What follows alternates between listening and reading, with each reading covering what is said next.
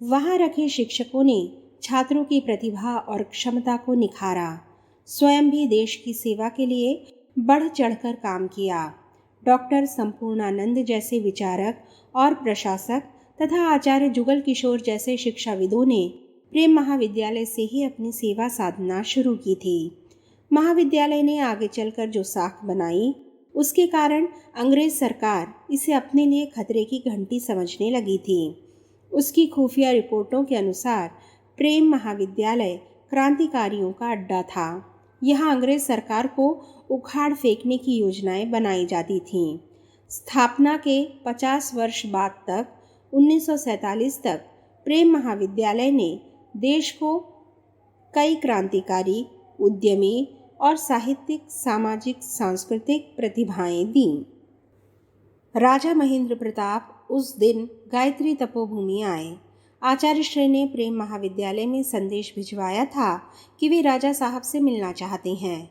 उद्देश्य गायत्री तपोभूमि में संस्कार और स्वावलंबन सिखाने वाले उपक्रम के लिए विचार विमर्श करना था।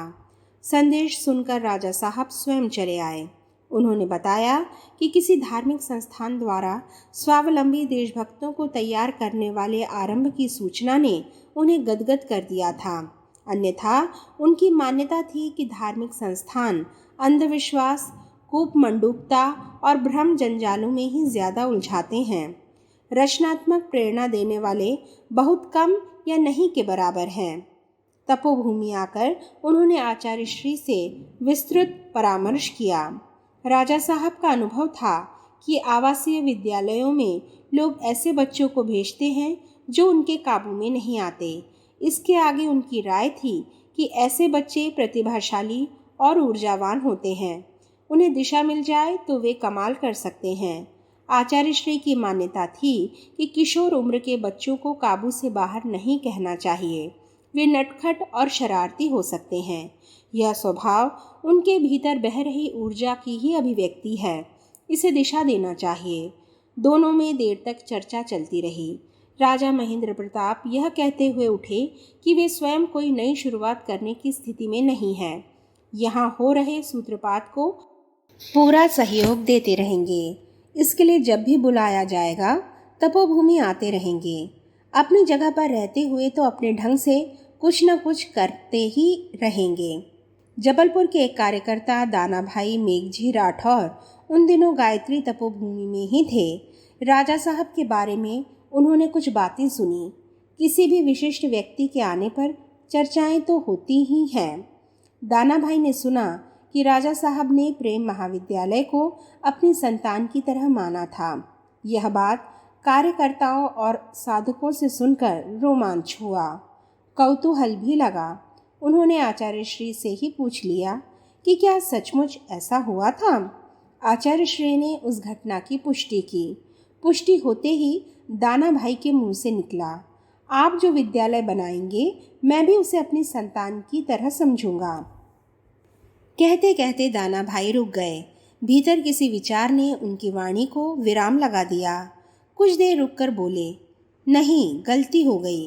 विद्यालय के जन्मदाता तो आप हैं, वह आपकी संतान है। मैं उसे भाई की तरह मानूंगा और उसकी देखभाल करूंगा। उसका खर्च हम लोग उठाएंगे। कहते हुए उन्होंने अपनी पत्नी लक्ष्मीबेन की ओर देखा। वहाँ भी सहमति का गदगद भाव था। आचार्य श्री ने कहा, कुछ नहीं। दंपति को देखते भर रहे। फिर दाना भाई ने कहा, विद्यालय के लिए जो ज़मीन खरीदना होगी उसका खर्च यह भाई उठाएगा। उसके बाद भी मैं अपने भाई की संभाल में जो करूं उसे आप रोकना मत। आचार्य श्री ने दाना भाई की इस बात पर भी कुछ नहीं कहा। माताजी पास ही बैठी थीं। दाना भाई ने उनकी तरफ देखा जैसे पूछ रहे हों कि उनका निवेदन स्वीकार किया गया या नहीं। माताजी ने उनके भाव को समझा और कह दिया कि भाई की तरह खुद ही जिम्मेदारियां ले रहे हो तो हम लोगों को कहने सुनने की क्या ज़रूरत है। समय पर जो होगा देखा जाएगा। विद्यालय को लेकर तुम्हारे मन में कोई दुविधा नहीं होनी चाहिए। राष्ट्रीय संकट की वह घड़ी। देश में भीषण अन्न संकट छाया हुआ था। लोग भुखमरी के शिकार हो रहे थे। तत्कालीन प्रधानमंत्री लाल बहादुर शास्त्री ने आह्वान किया था, लोग सप्ताह में एक दिन एकाशन रखें, एक समय ही भोजन करें। उन्होंने स्वयं भी सोमवार को एक समय का उपवास शुरू कर दिया था। सूखा, अकाल और भूख की समस्या से निपटने के लिए और भी कदम उठाए गए थे। देश आंतरिक संकट से जूझ रहा था कि अगस्त 1965 में पाकिस्तान ने भारत पर आक्रमण कर दिया। पहले तो कोई 3000 घुसपैठिए कश्मीर में दबे छुपे आए। उनका उद्देश्य था कश्मीरी लोगों को सरकार के विरुद्ध विद्रोह के लिए उकसाना। कश्मीर के नागरिकों ने उनका साथ नहीं दिया तो सितंबर में पाकिस्तानी सैनिकों ने आक्रमण कर दिया। भारतीय सेनाओं ने भी मुकाबला किया। 4-6 दिन मुकाबला चलता रहा। उसके बाद युद्ध की घोषणा हो गई। लगभग 2 सप्ताह तक चले इस युद्ध में पाकिस्तान को बुरी तरह मात खानी पड़ी, लेकिन भारत के लिए भी यह लड़ाई कम महंगी साबित नहीं हुई थी। नागरिकों की माली हालत अच्छी नहीं थी। अन्य संकट से जूझने के लिए बाहर से सहायता आती थी, वह भी बंद हो गई। युद्ध ने दोनों देशों के सामने तबाही ही छोड़ी थी। उस स्थिति के कारण समर्थ और संपन्न लोगों में परस्पर सहयोग जुटाने का अभियान आचार्य श्री ने छेड़ा। उनने गायत्री परिवार के कार्यकर्ताओं से कहा कि वे राष्ट्रीय सुरक्षा कोष के लिए धन इकट्ठा करने में जुटें। खुद सप्ताह में एक दिन व्रत करें और उससे होने वाली बचत को राष्ट्रीय कोष में जमा कराएं। युद्ध के दिनों में कार्यकर्ताओं ने जहां थे वहीं सुरक्षा का मोर्चा संभाला। उस समय स्थानीय सुरक्षा और पुलिस कर्मियों को भी सीमा पर भेजने की स्थिति आ गई थी। कई लोग गए भी थे। उनके अलावा नागरिक क्षेत्रों में भी सुरक्षा पर ज़्यादा ध्यान देना ज़रूरी हो गया था। गायत्री परिवार के कार्यकर्ताओं ने इन ज़रूरी और खाली हुए मोर्चों को संभालने की पहल की। रात को चौकीदारी और दिन में चौकसी करते हुए सन्नद्ध रहे। महानगरों में उन्होंने सामाजिक संस्थाओं, संगठनों के कार्यकर्ताओं के साथ मिलकर काम किया। 23 सितंबर 1965 को युद्ध विराम हो गया। छिटपुट हमले उसके बाद भी होते रहे। युद्ध समाप्त हो गया तो गायत्री परिवार के कार्यकर्ता वापस अपने काम में जुट गए। युद्ध के दिनों में राष्ट्रीय स्वयंसेवक संघ के संघ चालक दिल्ली से नागपुर लौट रहे थे। लौटते हुए वे कुछ समय के लिए मथुरा भी रुके। वहाँ स्वयं सेवकों से उन्होंने गायत्री उपासकों के योगदान का जिक्र किया। कहा कि हमारे स्वयं सेवकों के योगदान पर लोगों ने ध्यान दिया है क्योंकि हम मातृभूमि की उपासना पर ही बल देते हैं। ये साधक अध्यात्म नवनिर्माण से ही संबंध रखते हैं, इसलिए उनके काम पर ध्यान नहीं दिया, लेकिन हम लोगों को इन साधकों से संपर्क रखना चाहिए। आगे हमारे कार्यक्षेत्र का विस्तार होगा तो यह संपर्क भारत माता की सेवा के लिए उपयोगी सिद्ध होगा। संघ के एक स्वयंसेवक ने आचार्य श्री के पास आकर एक संदेश भी दिया। संदेश मौखिक ही था कि गुरुजी उनसे भेंट करना चाहते हैं। उपयुक्त समय और स्थान का चुनाव उनकी सुविधा के अनुसार तय कर लिया जाएगा। इसका निर्धारण आचार्य श्री से ही करने के लिए कहा था। संघ की परंपरा के अनुसार इस तरह के प्रस्ताव लिखित आते हैं। उन कार्यकर्ता ने स्वयं यह बात कही थी, लेकिन आचार्य श्री ने इस तरह की औपचारिकता को अनावश्यक बताया। कहा कि गुरुजी जब भी चाहें यहाँ आए, उनका हमेशा स्वागत है। मुझे कहीं आने के लिए कहेंगे तो मैं पहुँच जाऊँगा और कहीं भेंट हुई तो वहाँ भी मैं उनका सम्मान करूँगा। स्वामी कृष्णानंद संयोग से उस समय तपोभूमि में ही थे। गुरु गोलवलकर के मथुरा होते हुए निकलने की सूचना उन्हें भी थी। उन्होंने आचार्य श्री से इस बारे में चर्चा की। आचार्य श्री ने पहले कही बात नए सिरे से दोहरा दी। कहा कि गुरु गोलवलकर भी सन्यासी हो गए थे, लंबे समय तक वाराणसी में थे। स्वामी विवेकानंद के गुरु भाई स्वामी अखंडानंद से उन्होंने दीक्षा ली थी। उनके गुरु ने आदेश दिया कि सन्यास का विचार छोड़ें और समाज के काम में लग जाओ। प्रसंग बताते हुए आचार्य श्री ने कहा कि आप गुरु गोलवलकर के भक्त रहे हैं, उनसे प्रेरणा क्यों नहीं लेते।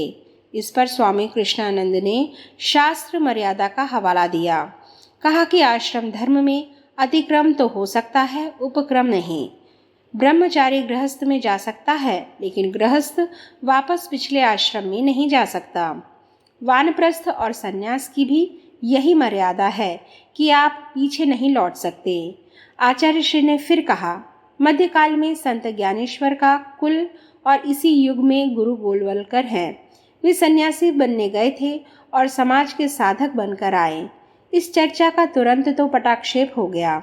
अगले दिन सुबह स्वामी कृष्णानंद गायत्री मंदिर में संध्या आरती के बाद आचार्य श्री को प्रणाम करने गए।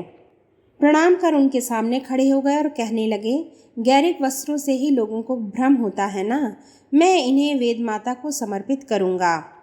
इनके स्थान पर श्वेत वस्त्र या किसी और वर्ण के वस्त्र पहन लिया करूंगा।